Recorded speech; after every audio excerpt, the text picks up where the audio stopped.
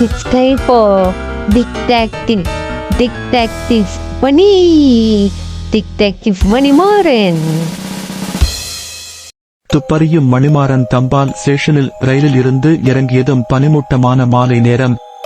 ஒட்டிய மூடுபனி அமைதியான கிராமத் தெருக்களில் ஊடுருவி எல்லாவற்றையும் ஒரு பேய் வெள்ளை நிறத்தில் போர்த்தியது. மணிமாறன் இந்த ஒதுக்குப்புறமான குக்கிராமத்திற்கு நடுங்கும் எழுத்தில் எழுதப்பட்ட கடிதம் மூலம் அவனுடைய உதவியை கேட்டு ஈர்க்கப்பட்டான்.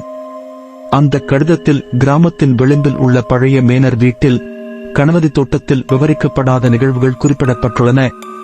கணபதி ஒரு பிரமாண்டமான தரிக்கும் அமைப்பாக இருந்தது. அதன் நிழல் குறைந்து வரும் பகல் வெளிச்சத்திற்கு முற்றிலும் மாறுபட்டது. பறந்து விரிந்த எஸ்டேட் நல்ல நாட்களை கண்டது. அதன் தோட்டங்கள் களைகளால் நிரம்பி வழிகின்றன மற்றும் மரஷர்களில் வர்ணங்கள் உறிந்துவிட்டன. மணிமாறன் அருகில் வந்தபோது அவரை உள்ளே அழைத்துச் சென்ற குமார் என்ற வயதான பட்டர் அவரை வரவேற்றார். மங்கலான அமர வைக்கப்பட்ட அறையில் மணிமாறன் திருமதி வனிதாவை சந்தித்தார். அவளுடைய சோர்வுற்ற கண்கள் பல தூக்கமில்லாத இரவுகளைப் பற்றி பேசின. மேனரை பாதித்த வினோதமான நிகழ்வுகளை விவரிப்பதில் அவள் நேரத்தை வீணடிக்கவில்லை. சுவரில் கிசுகிசுக்களுடன் தொடங்கியது. அவள் கிசுகிசுத்தாள். ஒரு முரண்பாட்டை அவள் இழக்கவில்லை. பின்னர் நிழல்கள் யாரும் இருக்கக்கூடாத இடத்தில் நகரும். மேலும் கடந்த வாரம் அன்புள்ள ரவி எங்கள் தோட்டக்காரர் ரோஜா தோட்டத்தில் மயங்கிய நிலையில் காணப்பட்டார். அவர் பேசவில்லை. இருந்து ஒரு வார்த்தை டோட். கணபதியின் கதை மேனரின் அடக்குமுறை சூழலுடன் ஜோடியாக மணிமாறனின் உள்ளுணர்வை கிளப்பியது. ஆனால் அவர் ஒரு முடிவுக்கு வரக்கூடிய மனிதராக இல்லை. ரவி கண்டுபிடிக்கப்பட்ட ரோஜா தோட்டத்தில் தனது விசாரணையை தொடங்குமாறு கோரினார். தோட்டம் அதிகமாக வளர்ந்திருந்தாலும் வேலிகள் மற்றும் இடிந்து விழும் சிலைகளின் தளம்.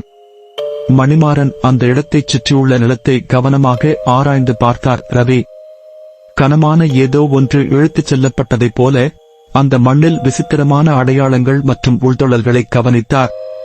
ஆனால் மிகவும் சுவாரஸ்யமாக இருந்தது ஒரு முட்கள் நிறைந்த புதரில் கிழிக்கப்பட்ட நன்றாக நெய்யப்பட்ட துணி.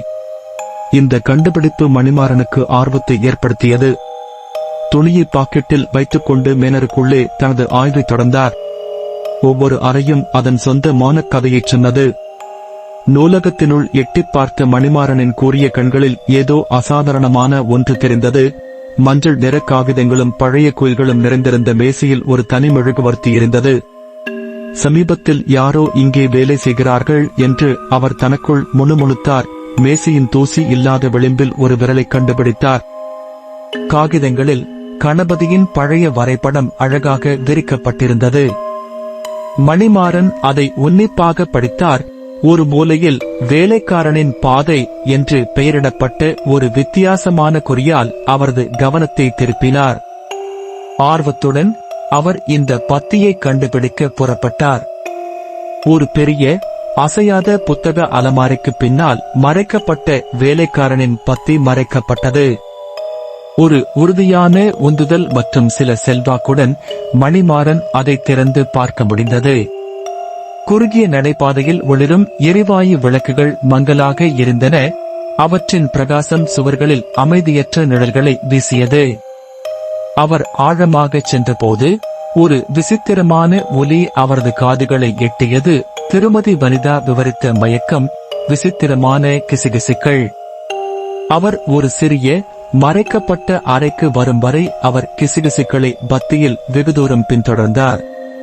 உள்ளே அறை பழைய தளபாடங்கள், தூசி படிந்த ஓவியங்கள் மற்றும் கைவிடப்பட்ட ஒரு தெளிவான உணர்வு ஆகியவற்றால் நிரப்பப்பட்டது.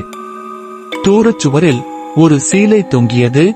அதன் துணி கண்ணுக்கு தெரியாத தென்றல் வீசியது போல் நுட்பமாக நகர்கிறது. கூர்ந்து கவனித்த போது மணிமாறன் திரைச்சீலைக்கு பின்னால் ஒரு சிறிய கதவு மறைந்திருப்பதைக் கண்டார். அவர் ஒரு ஆழமான மூச்சை எடுத்து அதை திறந்து செங்குத்தான குறுகிய படிக்கட்டு இருளில் இறங்குவதை வெளிப்படுத்தினார்.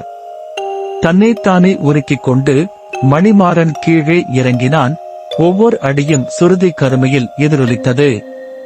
கீழே அவர் ஒரு பழைய பாதாள அறை போல் தோன்றினார். ஆனால் அது முற்றிலும் கைவிடப்படவில்லை. கடைசியில் ஒரு பெரிய மரக்கதவுக்கு பின்னால் இருந்து மெழுகுவர்த்தி வெளிச்சம் மின்னியது.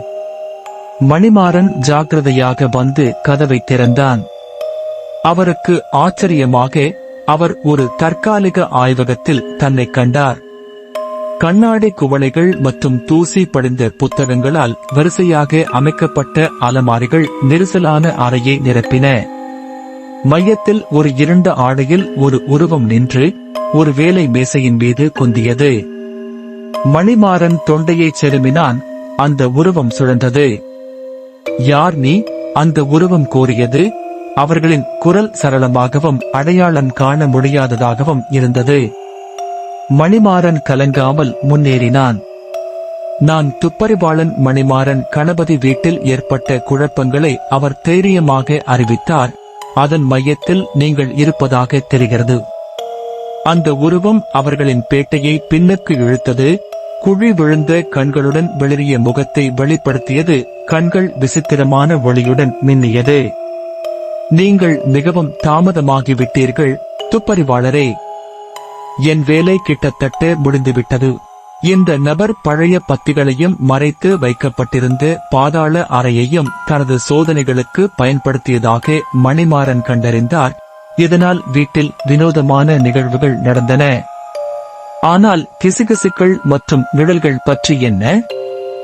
ஏன் இந்த பைத்தியக்காரத்தனத்தின் உள்நோக்கத்தை புரிந்து கொள்ள வேண்டும் என்று மணிமாறன் கேட்டார். அந்த உருவத்தின் கண்கள் வெறித்தனமான ஆவேசத்தால் மின்னியது. பல ஆண்டுகளாக மக்கள் என் ஆராய்ச்சியை கேலி செய்தார்கள். அவர்கள் என்னை பைத்தியம் என்று அழைத்தார்கள். ஆனால் இங்கே மேனரின் மறக்கப்பட்ட மூலைகளில் நான் ஆவிகளுடன் தொடர்பு கொண்டு அவற்றின் சக்தியை பயன்படுத்தினேன். விரைவில் நான் வாழ்க்கையையும் மரணத்தையும் கட்டுப்படுத்துவேன். மணிமாறன் ஆபத்தான முறையில் ஏமாற்றப்பட்டு ஒரு நபருடன் பழகுவதை உணர்ந்தார். இது இப்போது நிறுத்தப்பட வேண்டும். உங்கள் நலனுக்காகவும் நீங்கள் ஆபத்தில் ஆழ்த்துபவர்களுக்காகவும் அவர் உறுதியாக கூறினார். மோதல் மிகவும் தீவிரமாக இருந்தது. ஆனால் மணிமாறன் அந்த மூடிய உருவத்தை அடக்கி பல ஆண்டுகளுக்கு முன்பு பொது வாழ்க்கையிலிருந்து மறைந்த ஒரு காலத்தில் புகழ்பெற்ற விஞ்ஞானி டாக்டர் சந்திரன் என்பதை வெளிப்படுத்தினார். டாக்டர் சந்திரன் காவலில் வைக்கப்பட்டார். அவரது ரகசிய ஆய்வகம் அகற்றப்பட்டது. உட்காரும் அறையில் திருமதி வனிதா நம்பிக்கை அப்பட்டமாக தெரிந்தது. கிசுகிசுப்பான வீட்டின் மர்மம் தீர்க்கப்பட்டது. மேலும் கணபதி தோட்டத்தில் அமைதி திரும்பும். கணபதி வெடுப்பு எடுத்தவுடன் மூடுபனி மேலெழுந்தது. அமைதியான அந்தியை வெளிப்படுத்தியது. துப்பறியும் நபருக்கு இந்த வழக்கு அவரது புகழ்பெற்ற வாழ்க்கையின் வரலாற்றில் ஒன்றாக இருக்கும் என்பதை அறிந்திருந்தார். இது பகுத்தறிவுக்கும் பைத்தியக்காரத்தனத்திற்கும் இடையிலான நீடித்த போருக்கு சான்றாகும்.